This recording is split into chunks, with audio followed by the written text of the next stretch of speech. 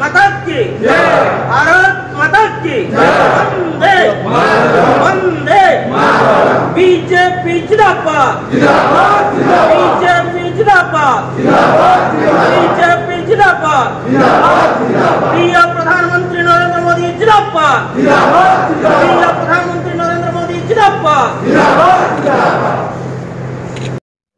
केंद्र गृह राष्ट्रमंत्री नित्यानंद राय पाल्लहड़ा गस्त त्रिदेव समावेश देले उद्बोधन।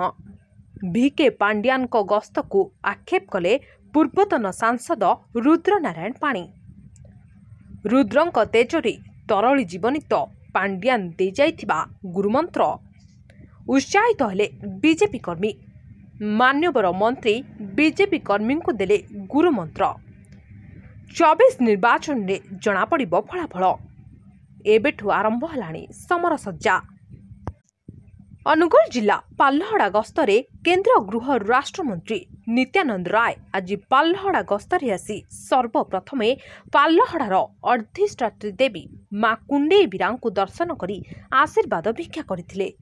एहापरे पाल्लहड़ार शरदचंद्र क्लब ठारे बीजेपीर बलिष्ठ कार्यकर्ता मानकु नै एक सभा अनुष्ठित होइतिला। उक्त सभारे बीजेपीर कार्यकारिणी सदस्य अशोक महांती, पूर्वतन राज्यसभा सदस्य रुद्रनारायण पाणी, बीजेपीर प्रमुख तथा बलिष्ठ कार्यकर्ता उपस्थित रहिथिले। सर्वप्रथमे मंत्री श्री राय भारत माता की जयकार ध्वनि दे भारत मातार फोटो उपरे पुष्पमाल्य दे और प्रदीप प्रज्वलन करी निजर अभिभाषण जारी रखिथिले। भाषण रे 9 वर्षर बीजेपी सरकार राजनीति काल रे गरीब जनसाधारण पई कौन कौन रही से बाबद रे वक्तव्य रखिथिले। एपरिकी रोषेई शालाठू आरंभ करी जनधन योजना, किसान सम्मान तथा प्रधानमंत्री आवास सहित चाषी खाता को सीधा सड़क वर्ष को 6000 टंका दिया जाउछि बोली निज वक्तव्य उल्लेख करछंती।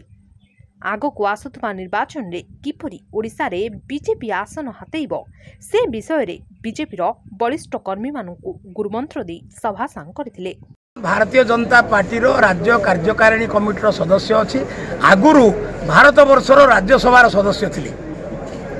सर आज जो त्रिदेव संगठन है संगठन सर मुख्य उद्देश्य कौन से कौन बार्ता देव? त्रिदेव सम्मिलनी मुख्य विषय है भारतीय जनता पार्टी को पूरा पूरी तृणमूल स्तर को बूथ स्तर को नेबा। गत 19 मसीहा लोकसभा निर्वाचन रे धर्मेंद्र बाबू को नेतृत्व में आम कंटेस्ट करूँ एवं मोर मध्य बहुत हावा धरतु बहुत है। ओडिशा रे गोटे आसन विजय लाभ कले ढेंकानाल लोकसभा बोली समस्ते कहते तथापि आम 1.5% 2% भोट रे कहीं हारी गलु। तार कारण है जे ओडिशा सरकार तो जहाँ अपकर्म कले कले किंतु बूथ स्तर रे भारतीय जनता पार्टी को आहुरी सुदृढ़ीकरण आवश्यकता थिला।